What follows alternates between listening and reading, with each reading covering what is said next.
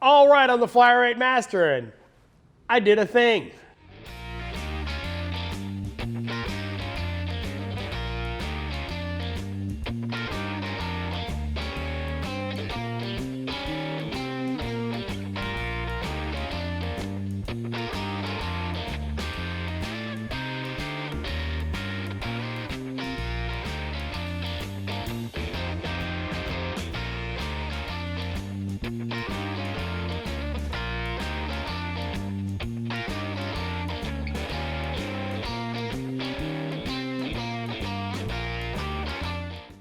All right, well, one of the results of the wrench test was I really like the weird offset on the Mac Precision Torx.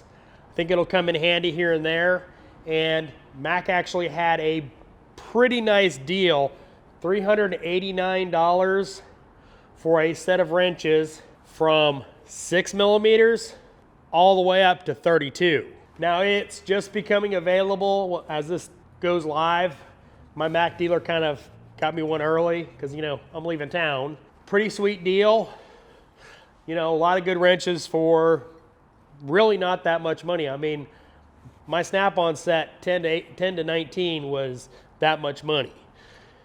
I was really impressed by the box end because it's stout.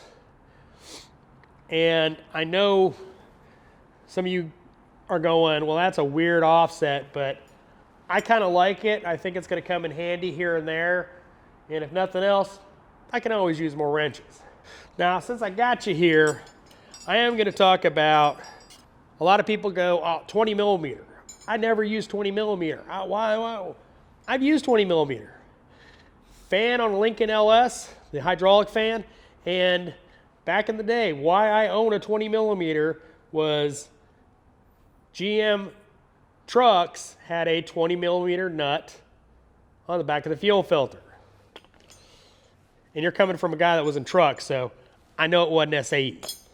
But I do have no idea why they have a 23. Can't say I've used a 23, but you never know. One thing's for sure, they don't skip sizes, which is nice. It bugs the crap out of me. It bugs me to no end when tool companies skip sizes. I don't care if the SAE set is the same size. Give me the set with no skips. I mean, I don't care if you skip like 20 millimeter in a set of sockets, but, I definitely want a 16 instead of a 5/8. So, hope you like my new tools. I know my Mac dealer likes selling them to me, so thanks for watching. I am the flatratemaster.